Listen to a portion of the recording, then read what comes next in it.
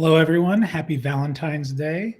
Regardless of your plans for this evening, I thought right now would be a great time to have a date with your brand. So, welcome to Why Consumers Don't Connect with Your Brand and What to Do About It. I thought I'd start with a very quick fact that everybody here is going to know immediately. Your company does not equal your brand. Your company is what you are. And what you've learned from a lot of different experts over the years is your brand is why you are. Today, I'm going to ask you to shift your perspective a little bit and say that your brand is who you are, and we'll get into that. So the reason we're having this talk today is because I believe we're entering into a new era of brand-consumer relationships, an inevitable step. It started in broadcast, that one-to-many, one message to everybody marketing technique that was very transactional, and technology pushed us into the social space where we were very interactive, extremely hyper-targeted, comment sections up the wazoo. But now we're entering, as technology is pushing us even further, into this relational era, a one-to-one engagement between brand and consumer. So what does that look like? Well, technology has pushed brand culture from broadcast to social by moving us first from Web 1 to Web 2. Web 1 as a broadcast culture was very announcement-centric. In Web 2, we're very comment-centric. Once brands had these comment sections, once brands had way more media to show their messaging on, they had to not only hyper-target, but change the perception of how their brand lived within those spaces. And then once they were sharing those usually broadcasted messages within those spaces, the comment section brought to life the asynchronous back and forth between a brand and the consumer. First, one time, hey, here's a brand saying something, here's a bunch of consumers saying something back. But over time, the brand started responding back. With that, cultural shifts have happened where we've gotten the rise of things like the influencer economy, which has set us up for this new era that we are entering into as Web3 technology comes online, into a conversation-centric mentality. To be clear, just like in the broadcast era, when social media came along, the broadcast era did not end. This is sitting on top of. And I do believe that in the relational era, social's not going anywhere. So where did this come from? Let me take a minute to introduce myself. My name is Jamie Schwartz. I'm a brand therapist. Brand therapy is personifying brands to act as your go-to-market strategist. As we go through this presentation, you'll see how personification of the brand is going to empower that brand to do so much more in this new space.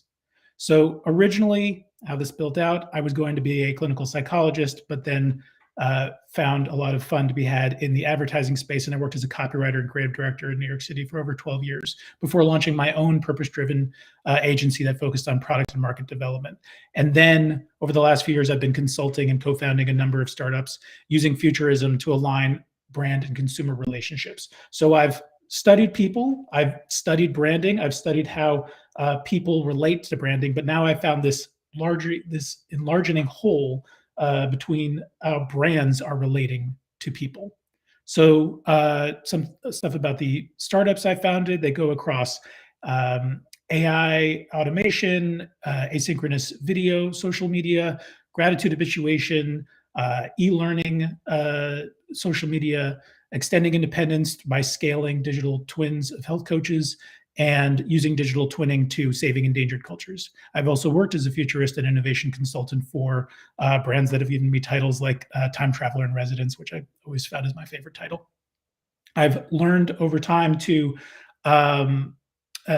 use my psychology degree from Colgate University and the various institutions that I've worked with, my med school, Chicago Portfolio, SVA, to build out my marketing career. And I now teach at City College of New York, and I've served on a number of marketing advisory boards.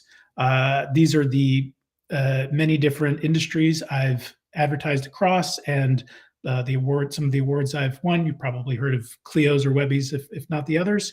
Published in a number of articles, and I've even filed a patent for a system and method for identifying and powering virtual products in mixed realities, getting to where I think we're headed with needing to empower virtual products and even virtual personas to act on behalf of brands. So let's get into it. In the relational era, can your brand connect? Well, first, let's ask the question, are you speaking sales or are you speaking brand? Because if you're speaking sales still, you're still talking from a product centric point of view. If you're speaking brand, then you get to speak the way consumers are asked to be spoken to. So let's try an example of that out. When you're selling paint, is the product they buy paint? No, the product is the benefit of that paint. So they're not even buying the paint on the wall. They're buying the comfort of a room that looks the way they want it to. They're buying the excitement of the paintings that they love so much having the proper backdrop. And when you've achieved that, well, you have product market fit if you're able to align what you sell with what the customer is looking for. But product market fit in and of itself is a transactional relationship. How can we use product market fit in the relational era? Well, it starts with companies understanding that companies use brands to sell, but also that the consumers are creating.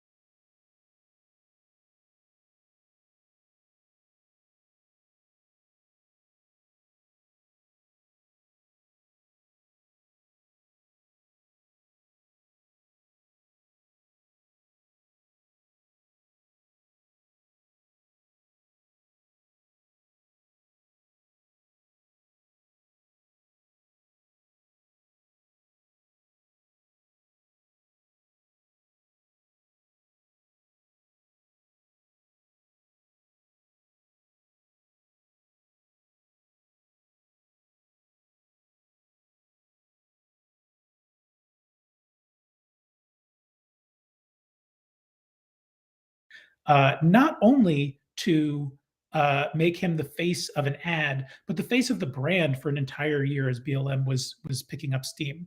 And the point of that was to grow the mission beyond the company to join stakeholders in aligned action.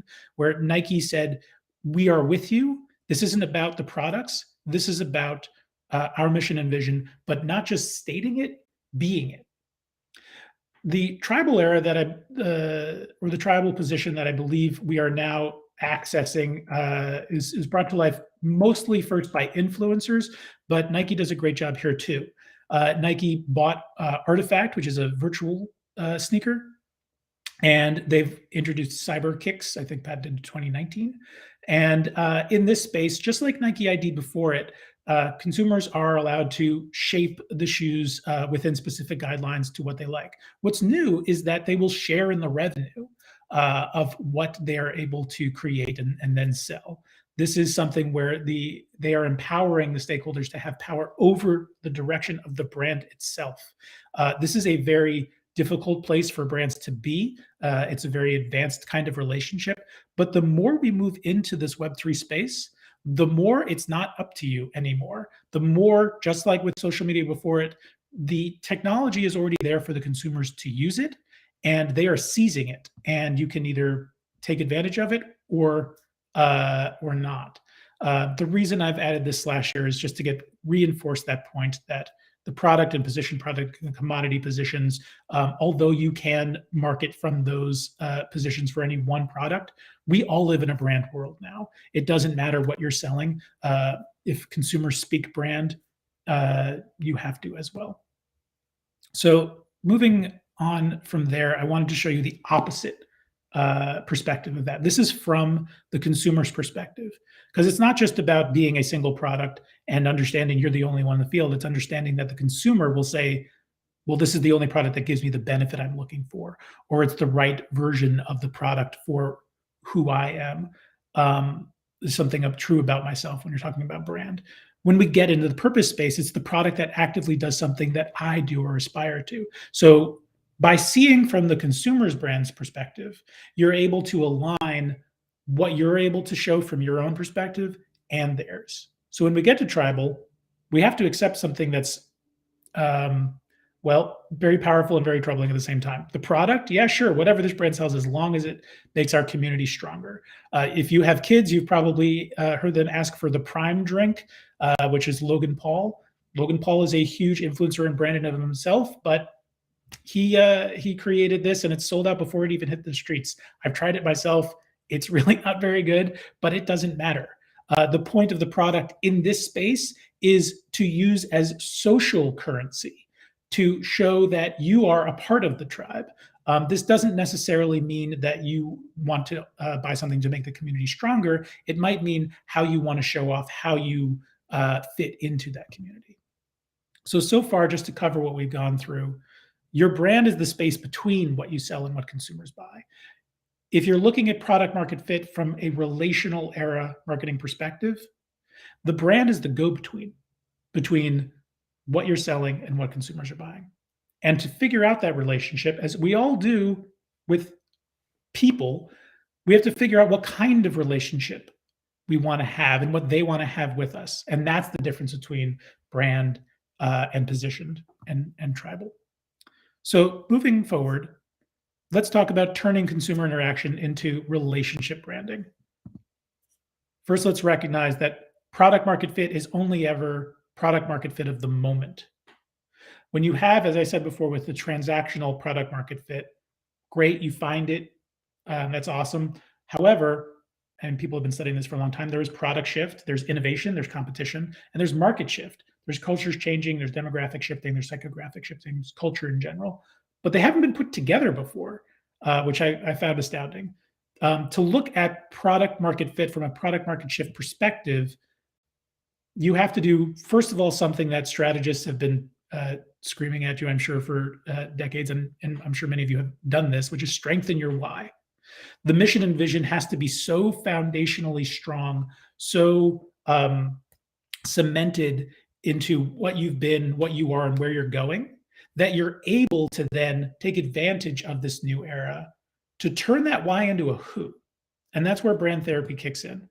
Because once again, your company is presenting itself as a brand in order to sell not what you're selling, but the experience of the purchase, the experience of the use of that product or service. Just as consumers are using their brand to align with whatever your brand may be. So brand therapy personifies brands in order to unlock the power of psychology to not only communicate with consumers, but relate to them. When you personify your brand, you are now unlocking all the tools that have been available to us for 100 years to figure out how best to relate to consumers. Because, hey, they've been personifying your brand this whole time. You've been creating tone of voice and presence in many different ways. But if you fully personify that brand and take advantage of the technologies that are just coming online to fully take advantage of that, there's a lot you can do with a brand that speaks for itself. First, let's talk about non-technological things. Your brand communicates by reinforcing who it is. So you don't have to story tell, you can story do. And this is a wonderful philosophy brought out by Ty Montague over a decade ago, and I've been a big follower of this practice for a long time. Story doing is best exemplified by Red Bull. You see all the stunts they do to throw a man from space, for goodness sakes. What they're doing is they're not telling you all about who they are. They're showing you who they are. And they're inviting you to be in that space too. Flugtag being a wonderful example of that. The brand is there, the brand is providing you with the space, and you get to use that space to show your tribe, your community, how you belong in that space. The next tool you get to use is what would my brand do? And what I mean by that is when you have a brand's voice so strong that's in the back of your head, you get the power of, well, the example I give is running with scissors. When you run with scissors, you can hear your mom's voice in your head saying, stop that. Well, if you proverbially run with scissors when you're in your community, I'll give an example here. Bob Chapek and Disney, when the Don't Say Gay bill happened, there was a lot of wafting. There was a lot of back and forthing. There was a lot of negotiating out loud. Every company has more than one ego making a decision. There may be one big ego in the front, but there's a lot of different people. The only ego that should matter when you're talking about purpose-driven decisions is the brand itself. By personifying the brand and letting it speak for itself, it will tell you exactly what to do. It can be the biggest, strongest ego in the room. Then it doesn't matter how many other egos there are. I'm sure everybody has tried different techniques to get egos out of the room. Why bother when the brand can just be the loudest? And the last tool that's pre-technology that I like to talk about is the purpose product people pipeline. Now, when I was talking before about product market shift, this is that in action. So hopefully your products are aligned with the purpose of your company. And as you innovate, purpose is being fed into your product to define it in many ways. But then when it's used by the people, brand becomes that bridge for consumer brands and production brands, company brands, to parlay and have a conversation about how it should fit. Now, this doesn't mean that you have to be a software company that's changing product on the fly, or even a hardware company like a smartphone that's always iterating new things. You could be a 100-year-old bread company. It's not about the product necessarily itself. Remember, it is the product experience that you are having with the consumer. So that is packaging, that is selling, that is the service provided, that is how you're insinuating that you should enjoy it. Campbell's soup has been doing this forever. It's not the soup in the can, it's the warm feeling you get when you have it at exactly the moment that it's paired with. So the product and how it's presented is what is being aligned here with people. Now let's get into the emerging tech. So there's a lot of opportunity you've probably seen in front of you for marketing using ChatGPT, generative art, or mixed reality. And they're all great and they all have huge potential. But if you look at them through the specific lens of brand therapy, you'll see bringing your brand to life in this space allows for that relational marketing, allows for that one-to-one that I was talking about literally here. So with ChatGPT, this company Addition does a great job of using AI to bring brand voice to life. If you dial text a certain number, Dollar Shave Club will have a conversation with you. This is not a chat bot with a decision tree. This is a full-on scraping every bit of content that Dollar Shave Club has ever created and creating a tone of voice and a way of responding. When I had a conversation with Dollar Shave Club, sure, I asked about hair and beard care, but I also asked, what do you believe in and what are you doing about it? And it had an answer, which is amazing, but it's a live conversation. It's a back and forth. When it comes to generative art, and this is the opposite side of Nike being so forward thinking, is that they're going to catch themselves off guard with partners who aren't as fast. So they just released Nike Tiffany collab. And when they said it, immediately before they released what it would look like, people were all over Midjourney and other generative art engines creating what you see at the bottom, an amazing one example of many that are out there. Nobody was expecting literally what any one person was putting up, but we all have the tool sets in front of us, the consumers, the fans. Tiffany's and Nike's communities have the tools to say, we think this is cool. And so days later, when this came out, and it was so underwhelming, it wasn't just, this is bad. It was, the consumers know better than you do about what this should be. I don't think moving forward that Tiffany and Nike or any collabs moving forward will work without the consumer input, because consumers are going to input no matter what moving forward. And in mixed reality, the woman on the left is real. The woman on the right is a is named Lily, and she's a virtual influencer. There is no person there. And Calvin Klein still hired her. Um, but this is also an opportunity to literally personify your brand. This can be as simple as taking Tony the Tiger and having him be live on Twitter talking. It's happened before. Or Wendy's showing up in Fortnite and smashing all the freezers because fresh, never frozen.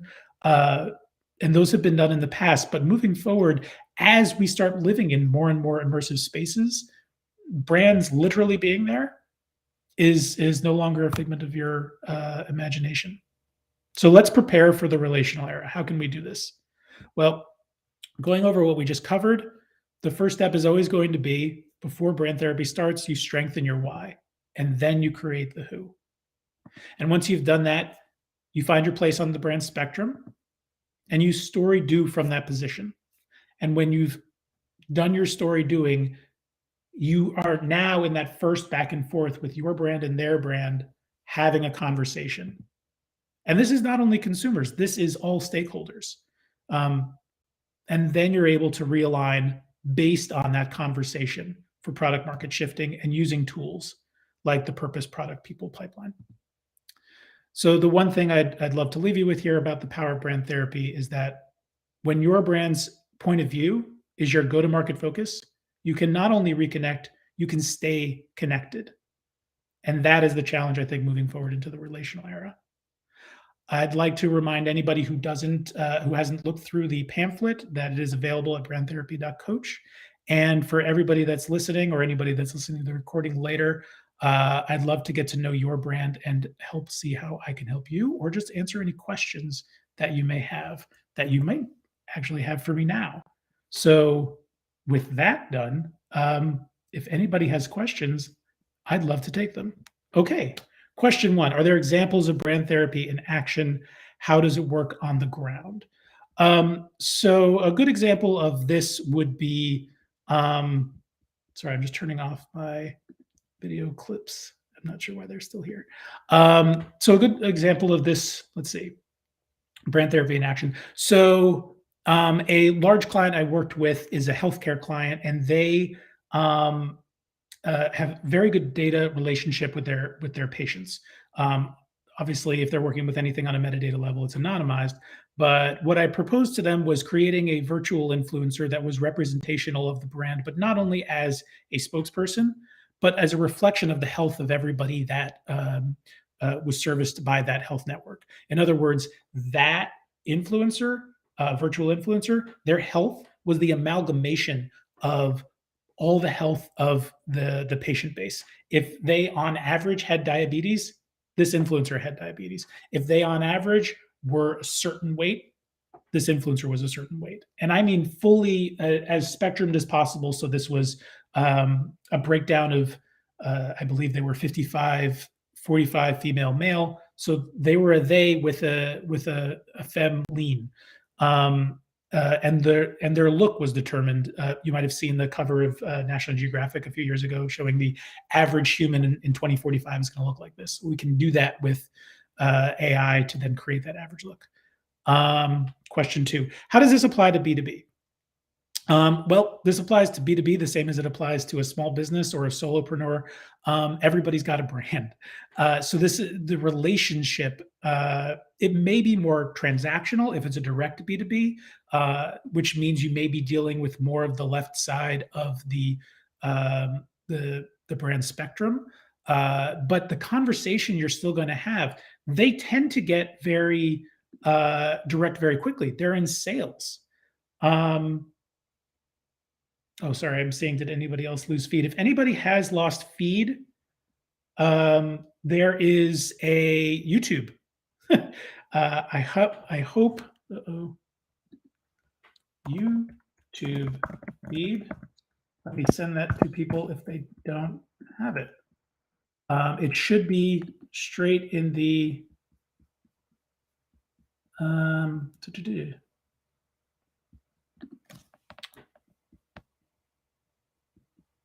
let's see. Okay, well, I think some people are back. Oh, good. The feed is fine now. Thank you. So to answer, so also it can get more complicated. So if you have a B to C to B um, uh, market go to market strategy, you may have a different way that you're approaching your consumers versus your businesses, and using your consumers to then sell to your businesses. By doing that, you're going to have a more a breakdown relationship with consumers that is on a more consumer level. It is going to be a lot more touch points versus much more fewer touch points with the B2B clients. But by empowering your C clients to then have conversations with your B clients, you can use some of the powers of those technologies to extend the presence of um, your business clients. Uh, if that doesn't make sense, I'm happy to get into it over time, but I see more questions. Is this only for established companies? Definitely not. So I have started a number of companies. I've co-founded 6, as was in the deck.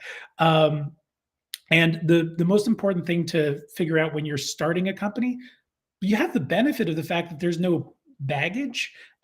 So you get to start at the beginning where purpose is feeding your product immediately.